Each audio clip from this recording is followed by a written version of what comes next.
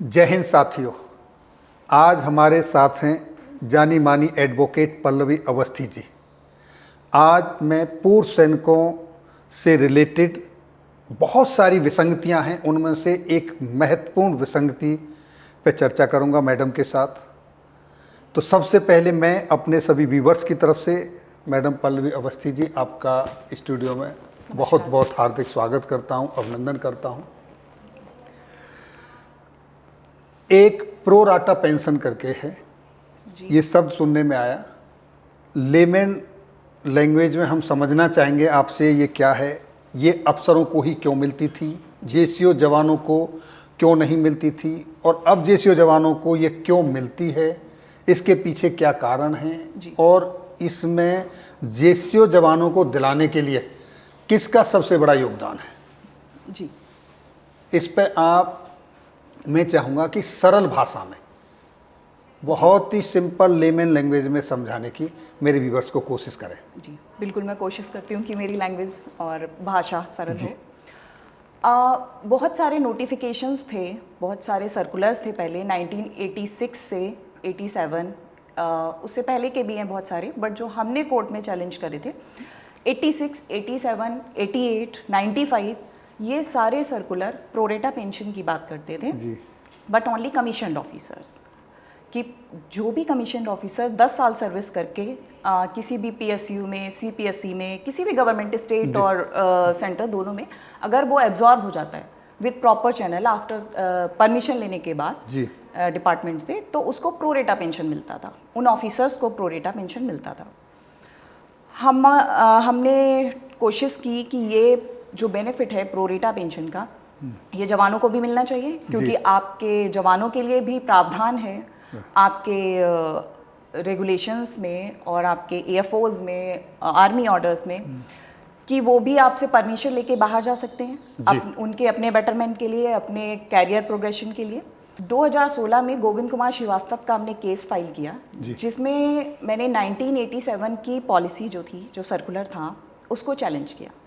हमने कोर्ट को ये बताया कि जब ये एक ऑफिसर जो 10 साल सर्विस करके किसी भी पीएसयू में, किसी भी गवर्नमेंट बॉडी में परमिशन लेने के बाद रेस्पेक्टिव डिपार्टमेंट से, चाहे वो आर्मी, एयरफोर्स, नेवी, किसी से भी हो, किसी भी विभाग से, किसी भी 3 फोर्सेस में, सिस्टर फोर्स में, किसी से भी हो, अगर वो 10 साल सर्विस करने के बाद परमिशन लेके अगर वो एब्जॉर्ब हो रहा है, उसको पेंशन मिल रही है, प्रोरेटा पेंशन, जो भी उनकी लेंथ ऑफ सर्विस है। जरूरी मिनिमम 10 साल होना चाहिए, उसके आगे पेंशनेबल सर्विस तक, जैसे कि ऑफिसर्स का, जैसे आपको पता है कि पेंशनेबल सर्विस 20 साल होता है। जी मैम। एक ऑफिसर 10 साल सर्विस करके बाहर जा रहा है, 10 से 20 के स्लैब में, तो उसको उसकी सर्विस के लेंथ के हिसाब से पेंशन मिल जाएगी। एक जवान जो 10 साल सर्विस करके जा रहा है, जैसा कि आपको पता है कि जवान की 15 साल होती है पेंशनेबल सर्विस, उसको कुछ नहीं मिल रहा था। तो हमने कोर्ट को ये बताने की कोशिश की कि ये आर्टिकल 14 जो हमारा है संविधान का, इसके अगेंस्ट में है। ये जो नोटिफिकेशंस हैं, ये सारे के सारे डिस्क्रिमिनेटरी हैं, और ये जो प्रोरेटा पेंशन है, ये जवानों को भी मिलनी चाहिए। जो सर्कुलर हैं वो जवानों के लिए भी एप्लीकेबल होने चाहिए। जी।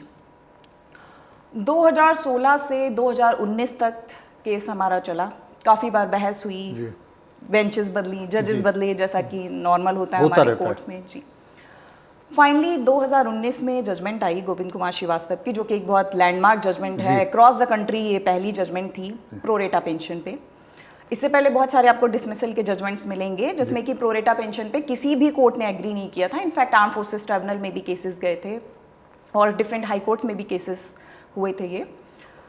उसके बाद उस कोर्ट में, उस जजमेंट में 2019 में जो गोविंद कुमार श्रीवास्तव था, उसमें ये प्रोरेटा पेंशन जवानों को भी दिया गया। कोर्ट ने पैरिटी मेंटेन करी, समानता मेंटेन करी जवानों में और ऑफिसर्स में, और उन्होंने बोला कि प्रोरेटा पेंशन एक जवान को भी, जो कि 10 साल सर्विस करके किसी भी गवर्नमेंट डिपार्टमेंट में जा रहा है, उसको भी मिलना चाहिए। उसके बाद, उस जजमेंट के बाद में, बहुत सारे जो हमारे फौजी थे पीबीओआर्स, जो 10 साल सर्विस करके किसी भी डिपार्टमेंट में जा रहे थे, उन्होंने प्रोरेटा पेंशन के लिए अप्लाई किया। पहले डिपार्टमेंटल थ्रू पे किया, डिपार्टमेंटल बेसिस पे किया, जैसे कि हम नॉर्मल रिप्रेजेंटेशन देते हैं। एयरफोर्स ने नहीं माना, उन्होंने सारी एप्लीकेशंस को, रिप्रेजेंटेशंस को रिजेक्ट किया। हम कोर्ट गए जी। ऑलमोस्ट मुझे लग रहा है 1000 के आसपास केसेस अलाउ हुए। बहुत सारे हमारे फौजी भाइयों को फ़ायदा मिला जी। सबको प्रोरेटा पेंशन मिली, विद एरियर्स मिली। सबसे बड़ी बात ये है कि जिस डेट में वो सर्विस से, जिस तारीख को वो डिस्चार्ज आए थे सर्विस से, उनको वहाँ से एरियर्स मिले। एरियर दिया गया जी, क्योंकि कोर्ट ने एरियर्स दिए थे गोविंद कुमार श्रीवास्तव की जजमेंट में। जी। तो सारे जितने भी फौजी थे जो 10 साल से लेके 15 साल तक के बीच में जो सर्विस से बाहर आए थे, लेकिन हाँ मिनिमम 10 साल की सर्विस होनी चाहिए प्रोरेटा के लिए, ये मिनिमम जो क्राइटेरिया है वो है। उसके बाद में फिर 2022 में 4 नवंबर 2022 को एमओडी ने खुद ही पॉलिसी बना दी, क्योंकि उनको लगा कि बहुत सारे लोगों को हमें प्रोरेटा तो देना ही पड़ रहा है क्योंकि कोर्ट का ऑर्डर है। वो सुप्रीम कोर्ट भी गए थे, सरकार इसमें सुप्रीम कोर्ट गई थी, एमओडी सुप्रीम कोर्ट गई, सुप्रीम कोर्ट ने भी उनकी एसएलपी डिसमिस की और गोविंद कुमार श्रीवास्तव की जजमेंट अपहेल्ड की थी। तो उसके बाद तो कोई ऑप्शन था नहीं, अब सुप्रीम कोर्ट ने भी डिसमिस कर दिया। तो इनको उसी के बाद उन्होंने पॉलिसी निकाली। पॉलिसी इन्होंने काफ़ी बाद में निकाली सर। 2019 में ये जनवरी 2019 में गोविंद श्रीवास्तव की जजमेंट आई, अप्रैल में ये सुप्रीम कोर्ट गए एसएलपी में, अप्रैल में फर्स्ट डेट पे इनकी सुप्रीम कोर्ट में एसएलपी डिसमिस हुई है जी।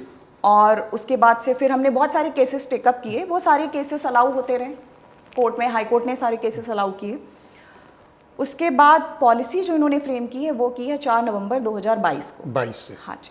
तो 4 नवंबर 2022 में एमओडी ने एक पॉलिसी बना दी कि भाई जो भी 10 साल सर्विस करके गया है विद प्रॉपर चैनल और एनओसी, नो ऑब्जेक्शन सर्टिफिकेट लेके गया है, तो उसको प्रोरेटा पेंशन मिलेगा। और अब वो दे रहे हैं, डिपार्टमेंट वाले दे रहे हैं। अगर कोई भी जो इन कंडीशंस को फुलफिल कर रहा है प्रोरेटा पेंशन की, कि 10 साल सर्विस की है, नो ऑब्जेक्शन सर्टिफिकेट लेके उसने कोई भी डिपार्टमेंट ज्वाइन किया है, चाहे वो स्टेट हो या सेंट्रल गवर्नमेंट का डिपार्टमेंट हो, तो आपको प्रोरेटा पेंशन वो देंगे। मैम एक बार प्रोरेटा पेंशन को थोड़ा सा सिंपल शब्दों में बताइए कि प्रोरेटा पेंशन आखिर है क्या? सर प्रोरेटा पेंशन है प्रोपोर्शनेट पेंशन, लाइक कि अगर आपने, जैसा कि मैंने अभी बताया कि 10 साल की मिनिमम सर्विस में प्रोरेटा पेंशन मिलता है। 10 साल से अगर आपने 11 साल की है, 12 साल की है, 10 साल से 15 साल, क्योंकि 15 साल एक जवान का पेंशनेबल सर्विस है जी। तो 15 साल से पहले सपोज आपकी अगर 14.5 साल की सर्विस है, तो जो 14.5 साल पे आपकी पेंशन बनेगी कैलकुलेशन के हिसाब से, वो पेंशन आपको मिलेगी। जो आपकी 10 साल पे बनेगी वो 10 साल पे मिलेगी। तो पेंशन का कैलकुलेशन वही रहेगा, बस आपकी लेंथ ऑफ सर्विस के हिसाब से आपको मिलेगा। तो 10 साल से अगर कोई केस पहले चला जाता है, कोई ऐसा होता है कि 10 साल की सर्विस कंडीशन को पूरा नहीं करता है और 9 साल या 9.5 साल में चला जाता है, तो वहाँ कोई कंडोनेशन का ऑप्शन है या नहीं? जी, बहुत अच्छा सवाल पूछा आपने। हमने ये केसेस फाइल किए हुए हैं और अभी इन पे ऑल्दो एक लखनऊ बेंच की जजमेंट आई हुई है, लखनऊ एएफटी की, और जिसमें कि एयरफोर्स जो है वो अपील में गई है सुप्रीम कोर्ट में। हाई कोर्ट में भी हमारे केसेस पेंडिंग हैं। हमारा कहना ये है कि प्रोरेटा पेंशन पहले नहीं था जी, ये तो 2019 में आया है, पहली जजमेंट आई है। जब आप नॉर्मल पेंशन होता है, जो नॉर्मल पेंशन जब 15 साल पे देते हैं, उसमें आप 1 साल का रिलैक्सेशन देते हैं। 1 साल का जो टाइम पीरियड है वो आप कंडोन करते हैं, रेगुलेशन 114 ऑफ एयरफोर्स और लेटर भी है 2001 का, कि 1 साल का आपको डिले मिलता है। तो हमने कोर्ट में जो प्ली किया है वो ये किया है कि जब नॉर्मल पेंशन में आप 1 साल का रिलैक्सेशन दे रहे हैं, कंडोनेशन कर रहे हैं, तो आप प्रोरेटा पेंशन में भी दे दीजिए 1 साल का रिलैक्सेशन।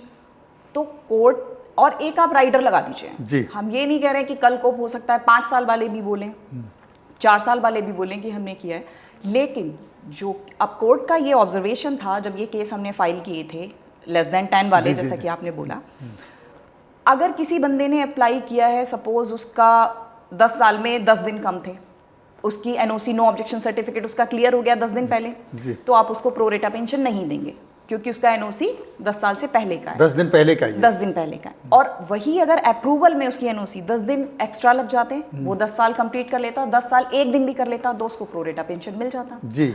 तो हमने कोर्ट के सामने ये प्ली लिया है कि आप 1 साल का जो रिलैक्सेशन है, जो नॉर्मल पेंशन में, वो आप प्रोरेटा पेंशन में एप्लीकेबल करिए।